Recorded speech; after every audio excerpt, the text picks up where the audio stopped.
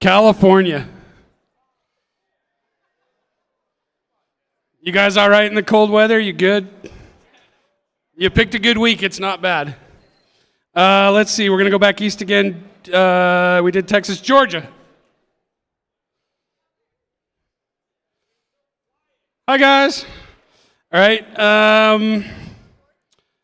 Florida. I know there's somebody here from Florida. Nobody's going to admit to being from Florida?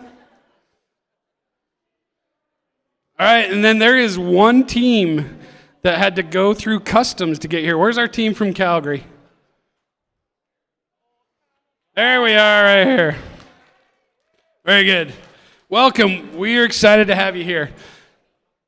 I am curious. Let's see how long people have been doing Vex robotics. This counts if you're a current participant or if you've done in the past. So 1 year, stand up. So if you've been doing it at least 1 year, stand up. That should be everybody. I know how math works. All right. If you've been doing it at least 1 year, stand up. You guys have been doing it at least 1 year. Stand up. Huh? Oh, no, you can V5, IQ, whatever.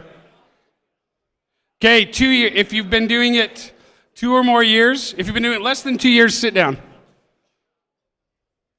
So if you've been doing it 2 years, you should still be standing. 3 years, sit down. 4 years, sit down. 5 years, sit down.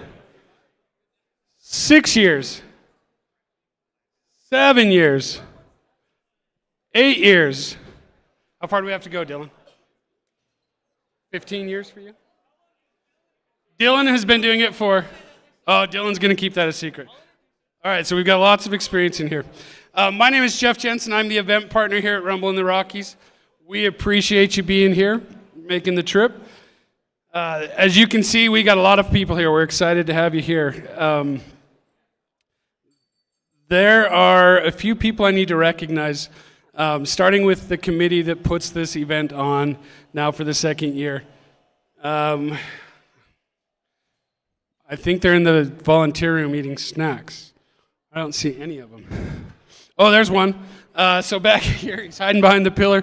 From Davis High School here in Utah, this is Mr. Dane Leifson. Oh, there's another one. From Bridger Robotics, clear up in Montana, Jeff Siraki. And then my counterpart at Bear River Robotics is Preston Ritchie. And he's probably fixing a field somewhere. Another incredibly important person that we need to introduce is this guy back here. Travis, wave your hand. Travis is the guy responsible for anything electronic in here. He keeps our fields running, he keeps the video stream running, he keeps everything running. He does an amazing job. We should probably give him another round of applause.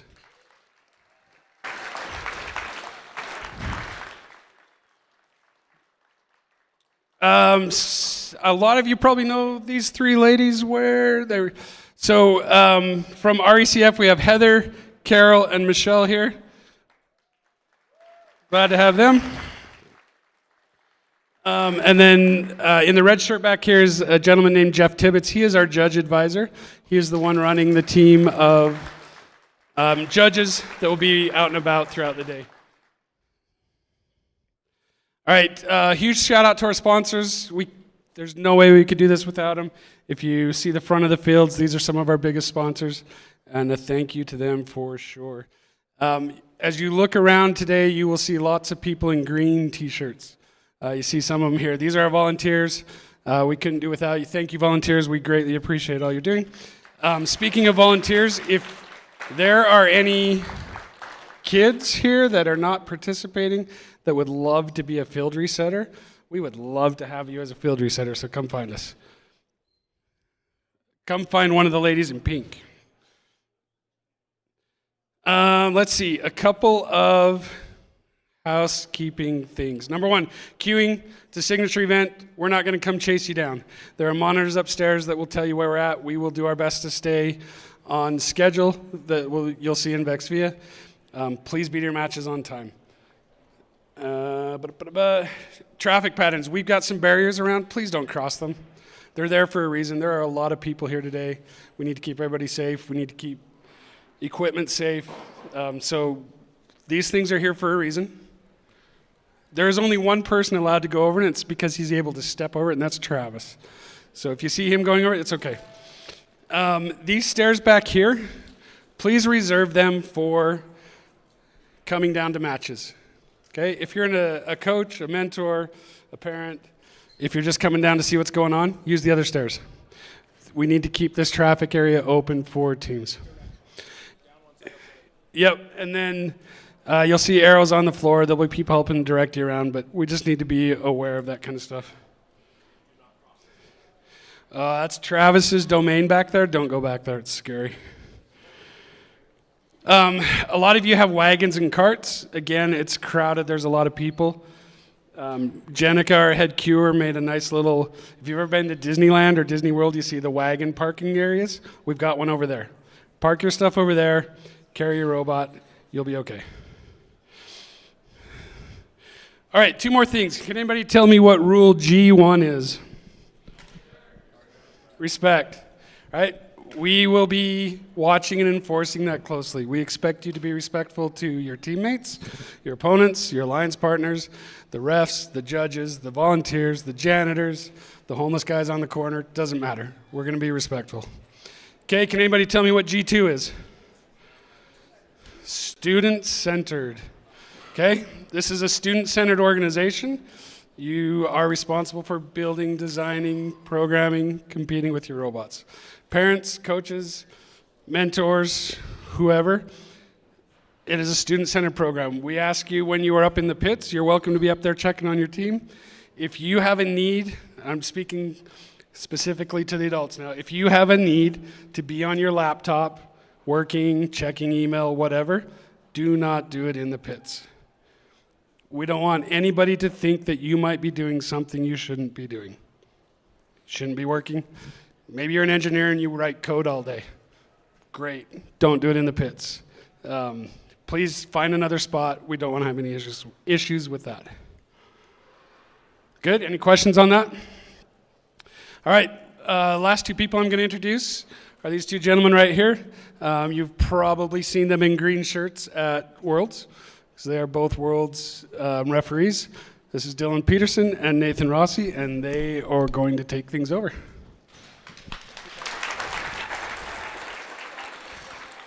All right, let's wake up a little bit. Who's ready to rumble? Fantastic. Like Jeff said, I'm Dylan. I have been involved in VEX since 2010. Hopefully that's not longer than you guys have been alive at this point. I know with middle school it's true, but I don't know. I competed for 5 years, and this is my 8th year as a ref. I had a 2-year gap in the middle. But anyway, enough about that. Let's move on to why we are here. So the main purpose of this meeting, we're going to go over some of the rules, particularly the most contentious ones. We expect that if you're at this level of tournament, you've read the rule book, you know what's going on, so we're not going to cover absolutely every little detail, but there are a number of things we want to go over. The first one of those things is the RECF Code of Conduct and Student-Centered Policy. So I'm just going to read that really quick word for word. It's something that we are supposed to go over, and it kind of goes in conjunction with G1 and G2 that Jeff already talked about. But reading through that, it says, please keep the REC Foundation's Code of Conduct in mind while competing today. Act with integrity, honesty, and reliability. Behave in a respectful and professional manner with event staff, volunteers, and fellow competitors. Exhibit maturity in class when dealing with difficult and stressful situations. Respect individual differences. Follow all rules as listed in the current game manuals. With that, you'll notice we had a game manual update this week. So that includes the update as of this week to the game manual. Student-centered teams with limited adult assistance. Safety is a top priority. Good sportsmanship, which includes supporting your alliance partners. The code of conduct applies to everyone at the event, including students, coaches, teachers, and parents.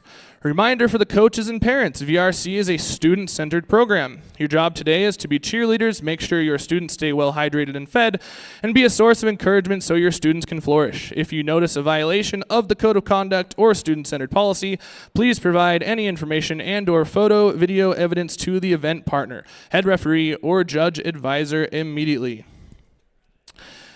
Moving on from the code of conduct, we'll go over a little bit of our queuing process today. You will see in both far corners of the room for Ochre Division, back over there, Wasatch Division, down towards that direction. Those black tables are our queuing tables. So when they call you down for queuing upstairs, that is where you will go. Jeff mentioned for coming down for queuing using these stairwells, you will notice there is tape on the ground. Down stairwell, up stairwell. Please follow that so that we can keep traffic moving in one direction. We have a lot of people here, and we want to avoid collisions, dropping robots, anything like that, so please follow those directional arrows on the stairs.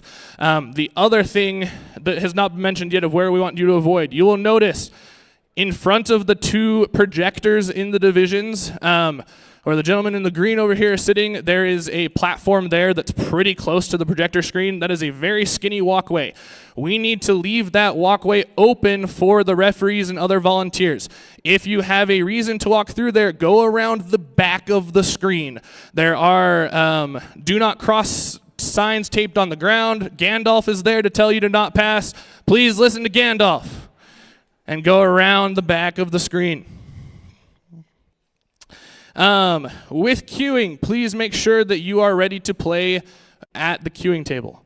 That means when you are in queuing, making sure that your robot has the correct color license plates, that you have safety glasses. If you have glasses, we are going to accept that today. So you either need to have your regular glasses on or safety glasses. You make sure that your pneumatics are filled up at queuing, not at the field.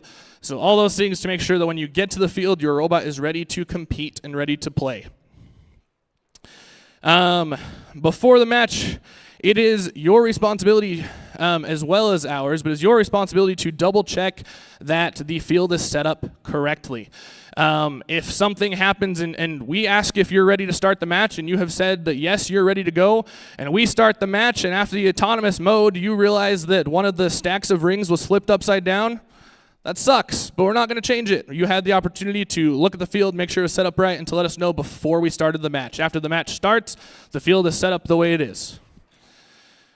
In the autonomous period, this is my part, right? Yeah. Okay. Autonomous period. Remember that for the autonomous period, the criteria for the win point is different for this event as it is a Worlds qualifying event.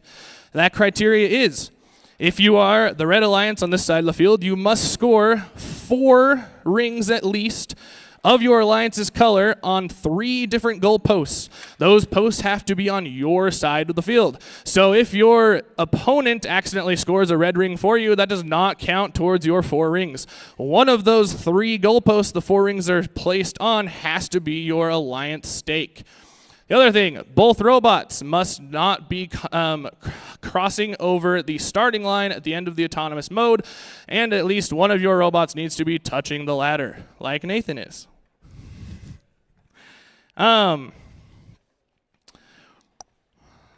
covers autonomous. If you have any questions about who won the autonomous bonus or received a win point, if we missed something and you hear us announce who won and you have a dispute about that, please bring it up quickly before we start the driver mode. Once we've started driver, we can't go back and change things because robots have moved and we don't know exactly what the field looked like at the end of the autonomous mode. Okie doke. Ooh, goodness gracious. All right, good morning, everyone. For those of you that didn't already hear, my name's Nathan. I've been involved in competitive robotics since 2010. Used to compete in VEX. This is my 6th season head reffing. So, we're going to go over some of the rules that have a little more gray area and try to help you all avoid them. We don't want you making rules violations because it's not fun for anyone when we have to issue out a major violation. So, first thing, SG6 with regards to plowing a second mobile goal if you are already in possession of one. Two things to remind you about possessing a mobile goal. One, if you're obviously clamped onto one, you're in possession of it. But please also remember that if you're pushing with a concave surface of your robot, you are in possession of a mobile goal. So even if you aren't clamped onto one and you're pushing it with a concave surface, you are still in possession. So please don't plow a second one if you are in possession there. As far as when plowing becomes problematic. So let's say I'm in possession of a mobile goal and I'm driving around the field. If I accidentally kind of just clip a mobile goal, it moves maybe an inch, maybe it knocks a little bit. That will likely be a minor. Generally speaking, if you are in possession of a mobile goal, please treat mobile goals like they are immovable objects. Your robot is the Titanic. That thing is an iceberg. You gotta steer around that thing. Avoid any contact, so that way it's just a non-issue in the first place. Things we're gonna be looking out for on if it escalates to a major. How far did it move? Did it move in a preferable direction? And did it get knocked over? Again, the best way to avoid this in the first place is just to don't plow, you know? It's pretty, I say easy, but obviously in the heat of the moment, stuff happens. Where benefit of the doubt kind of gets a little more tricky in your favor is when we're around the corners. If there's a mobile goal placed in the corner and you want to get that out and you are in possession of one already, very, very clearly drop the one you have before going for that one. When we're around the corners, that's when it gets hard to say, we can't really give you benefit of the doubt there because it really gave you an advantage because you were able to move two mobile goals at the same time. So around the corners, plowing is going to be a bit more strict, but generally speaking, if you're in the open field and you just kind of slightly nudge one, it'll probably be a minor. Again, please do avoid it. Multiple minors can potentially escalate to a major at the discretion of the head referee, but just keep that in mind. Next thing, SG11, the positive corners. Now, hopefully all of you have read the game manual update, but those are now protected for the last 30 seconds of the match. So, in order to make sure you do not get a major violation there, please, please, please, please make sure you have created clear distance between yourself and the mobile goal prior to 30 seconds. Remember, the timer is always rounding up. So if it's already displaying 30 seconds, that means it's 29 point something. It's too late. So please make sure you've created that clear space of separation at like 32 seconds, or at the worst case, 31.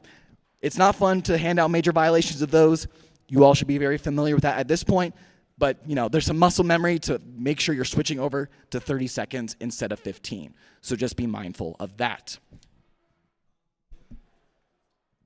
Last thing is going to be, whoopsies, protections with regards to the ladder. I suspect, I'm not a wizard or anything, that there might be a little more climbing in the near future. So please do keep in mind that if a robot is in the act of climbing, meaning it is contacting multiple surfaces on this first rung, it has gained protection.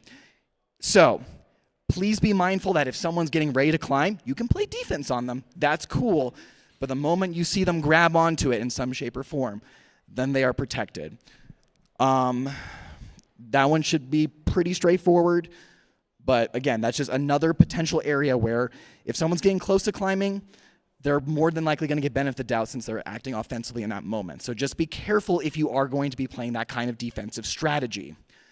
As far as what to do when the match ends, don't touch anything. The scorekeeper referees will show you the tablets. That is your opportunity to make sure everything on the field is scored correctly. If you have any rules questions, please discuss that with one of the field refs who are in red shirts. They are all certified head referees, or ourselves for the head refs of your respective division. Per T1, the head referees have the final ruling, but per T3, you have the right to make sure that you fully understand what rule is potentially being violated, what rule was broken, so on and so forth. We want to make sure we have a discussion with you so you fully understand if there's a potential rule violation, so on and so forth. That being said, anything else you want to go over before we do questions? Couple other quick things. Please don't forget your preloads. Make sure those are contacting your robot. Also, we do have some field resetters today, but not a lot. So if you can please leave someone behind from your team to help reset the fields, that will help us out a lot. With that, we will go ahead and open up the floor to questions. Start on the left side, we'll work our way down.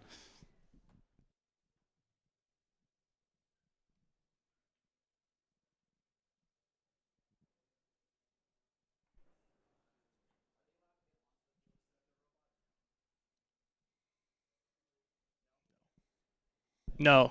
Well- You should be able to set up your robot from standing on the ground. Please do not get into the field to set up your robot. The question was is if you could get onto the field, just for reference for everyone.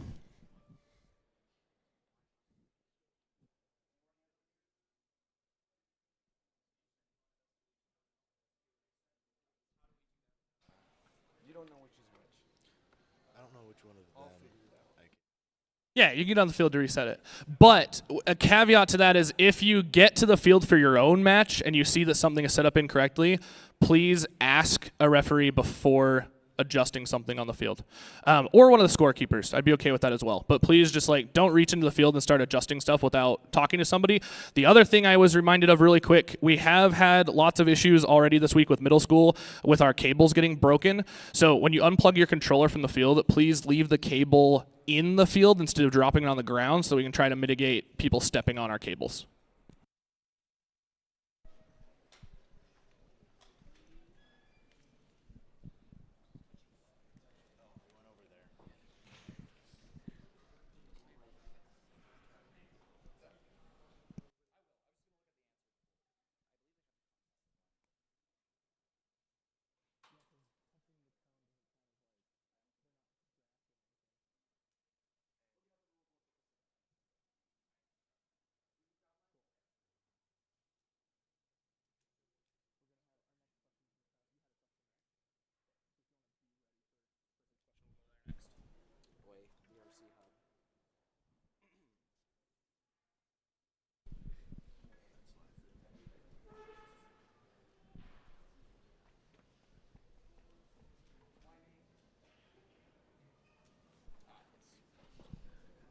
So the definition of so the question is that if the robot is touching the cone, do they get climbing protection? So the definition of climb is a robot is considered to be climbing if it has intentionally grabbed, or attached itself to the bottom black rung of the ladder or any other higher point. So no, it has to be that actual rung onto the first one. Scoring a mobile goal in the negative corner is offensive play regardless of the negative multiplier, correct? Scoring a mobile goal in the negative corner is offensive play regardless of the negative multiplier.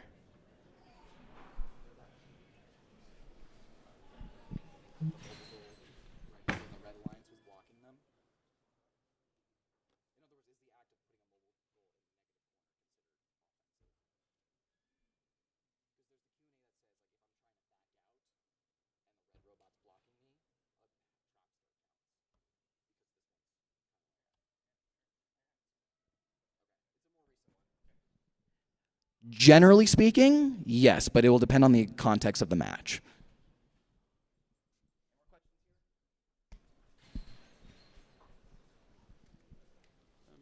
If there are two mobile goals that meet the criteria for placed in a positive corner, then, but one is more clearly placed, would it be acceptable to remove the less placed mobile goal from the positive corner after protection?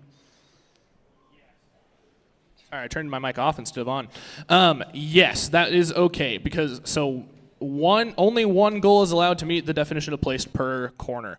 The caveat with that is the scorekeeper that's close to that corner, if there's two of them that are really close and it's kind of too close to call, they're not going to tell you which one is further into the corner. So if you go into that corner and it's really close and you grab the one that is further placed, then just watch that. If there's one that's clearly placed in the corner and the other one's kind of off to the side, go for it. You can pull that extra goal out. Yes, assuming that in the act of doing that, you don't cause the one that is placed to then become unplaced. But as long as you don't affect the placed base, you can remove that second base that's in the corner. Yeah.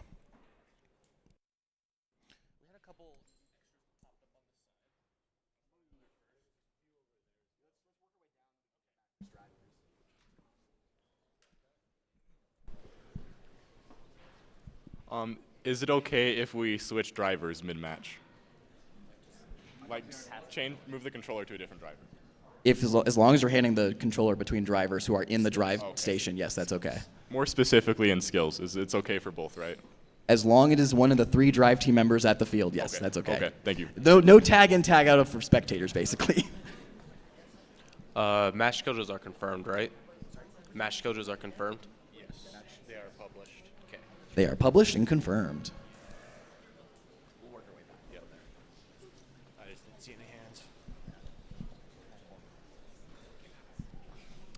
Just for clarification, you're not allowed to get inside the field to set your robot, or you're not allowed to get inside the field to change game and field elements without asking the ref, or what was the question over there? So the clarification there is, in order to put your robots onto the field, just stay out of the field, so just place it onto instead of getting yourself as a person onto the field.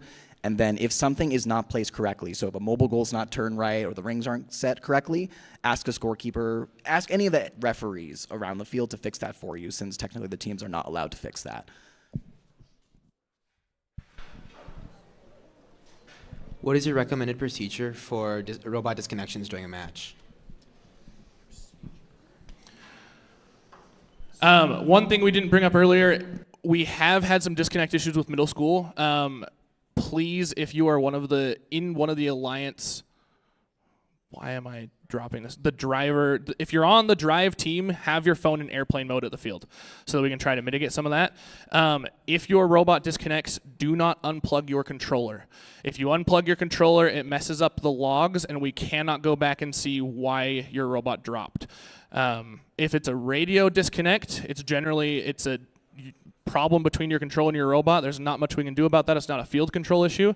If it is some sort of field control issue, then we can go at it from there.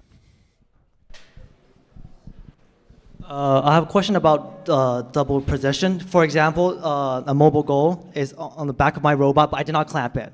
I push it backward, and there's a second mobile goal behind it, and then it results on a movement of that the mobile goal, the second mobile goal. So you want me to demonstrate that? I'm not holding. I did not hold. I'm just pushing this one back, but it results in the movement of this. Is that double possession? But you're not in possession of any other one? I'm not in the possession of this one. I did not clamp on it. I'm just using my back to push it. And then it also pushed this one. So he is pushing two? So he is pushing two? He's not clamped onto it. He's pushing that one with his robot. Okay, I understand the question now. So as long as you are pushing with a flat side of your robot, you can plow as many as you want. The tricky thing is that just make sure a lot of you do have concave faces. So if you're pushing, let's say I'm just pushing a mobile goal with my concave surface, and I use that mobile goal to plow another mobile goal, that is against the rule. So make sure that if you're going to be plowing multiple at a time, it's with a clearly flat side of your robot and it's not concave at all. Okay, makes sense. Cool. One more. Oh, right there. So if we accidentally move a field element while we're setting up our robot, are we good to just put it back? Should we ask someone else? Yeah, that's okay. Yeah. The main thing is you can't just be like, I want this ring. It is millimeter this way. That's kind of what we're looking at. Or if it's obviously placed wrong. Then There is an inch tolerance for everything on the field. So yes. It's up. That's why we ask you to ask us, because we have the prerogative to, if there's something you want adjusted, we can say, oh, that's within an inch tolerance. We're not going to move that. You know. For the corners, can you sweep all four of them, or is it only two possession to those? It depends. So there's a few things there if you're trying to sweep all four rings out of the corner. Mind you, at all times during the match, you can only possess 2 rings at a time. So with your doinker mechanisms, if they're designed such that they reach really far out and they're only ever touching a flat part, you could legally sweep all 4 away. If for whatever reason you have a concave portion, so let's just say, maybe you got an angle there, and that concave portion touches 4, that would not be okay. I haven't really seen that design because it's not legal. What's going to be more common is if you have a shorter arm and the rings get close to your robot on the front side. As long as your arm isn't too tall such that it's touching those 2 top rings and it's only in contact of those bottom 2, and we're assuming in this instance we're not in possession of any other rings, right? So there's nothing in our chain belt or anything like that.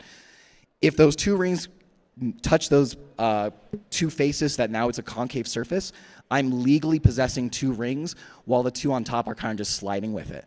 That's okay. So it really depends on the exact context. Generally speaking, most of you have designed your robots to be legal, but we'll be keeping an eye out for it. Does that make sense? Okay, cool. Yeah, I was wondering if we have a third goal. So if we have a goal inside the corner and we have one clamped on our back, as we contact the one in corner, it's never scored nor descored because it's already scored. Are we going to get any trouble for double possession with that? So the mobile goal didn't move in that context? It might be moving, but scored out of corner. So you might hit it, it might go like this, but it's never descored. So there's a couple of Q&As on this. So if, let's say, the mobile goal, so everyone heard the question. So if the mobile goal is like barely placed in the corner, so maybe it's just barely in there, and you plowing it becomes super far into the corner, that would be a violation of the rule per, I don't know the Q&A number off the top of my head. If it barely moves, so it moves like an inch, you're probably fine. That's why I said if you're plowing around the corners, that's where it's a little harder to give you all benefit of the doubt, because as the mobile goal gets farther into the corner, it is advantageous to you. So that's why my general recommendation is that if you're going to be moving mobile goals around the corners, clearly put one down and then move them around. And as far as plowing scenarios like that, there's only so many like what ifs we can answer, because no matter how long we do that, we could be here for hours and still have something happen that we didn't talk about. So we just kind of have to take it match by match, and you know what the rules are, you know what the edge cases are, you know what you should be doing, and just be really careful around those corners. So for the goals, for the mobile goals specifically, the stakes that are the green stakes like to move up a lot during matches, and it's hard to tell whether or not it's in the inch tolerance. Is it permissible for teams to take, with the permission of the scorekeeper refs, to take the goals and to push the stakes down so that they're within the tolerance?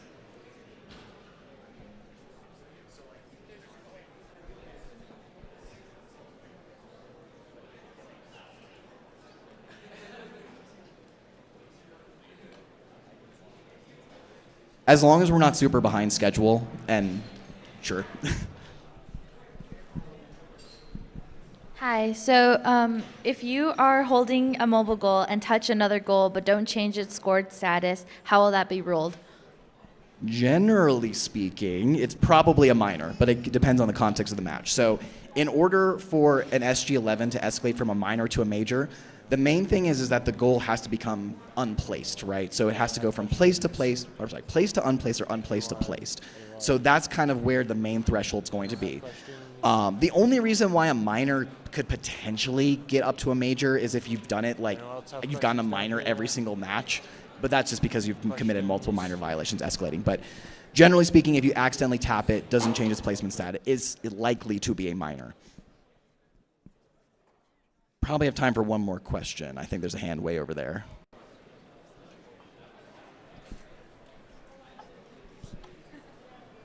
If a goal is propped up on a ring in the corner, and during the last 30 seconds of a match, a team intakes the ring that the goal is propped up on, but it doesn't change the status of the goal, would that be ruled as a major or a minor violation?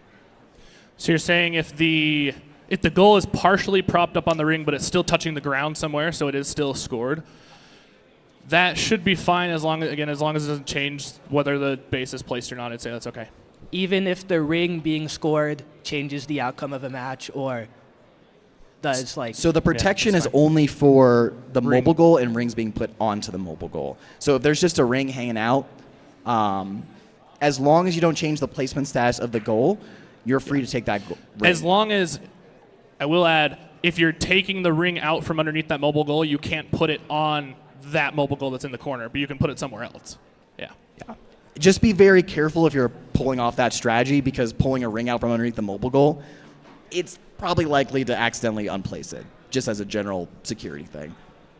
What counts as on a mobile goal? Like, when is a ring on a mobile goal? So for the purpose of on a mobile goal, it means scored. So if the ring is considered scored, it would be on. But like, when is it considered scored? Because we had one that was like vertical and was half on. Does that count as scored? That is scored. Yeah, and that rule has changed a bit over the course of the season, so you may have had an earlier event where that was not true. So, like, if it was the first event of the season when the game manual first came out, that wouldn't have counted as scored. But there's been a few game manual updates and Q&As that have since said that is now scored. So Okay. that's why it's important to pay attention to the Q&A, because the game evolves over time. Okay. We already all are already over time. We're getting into a lot of what ifs here, so we'll go ahead and end this meeting. You guys have a lunch break now. We will start practice matches promptly at 12:30. So if you are in those first 6 practice matches, the first 3 you should be on the field. The next 3 you should be at queuing right around that 12:30 mark. Please be on time. We have a lot of matches to get through, and we want to stay on schedule today. Thanks. Good luck to everyone.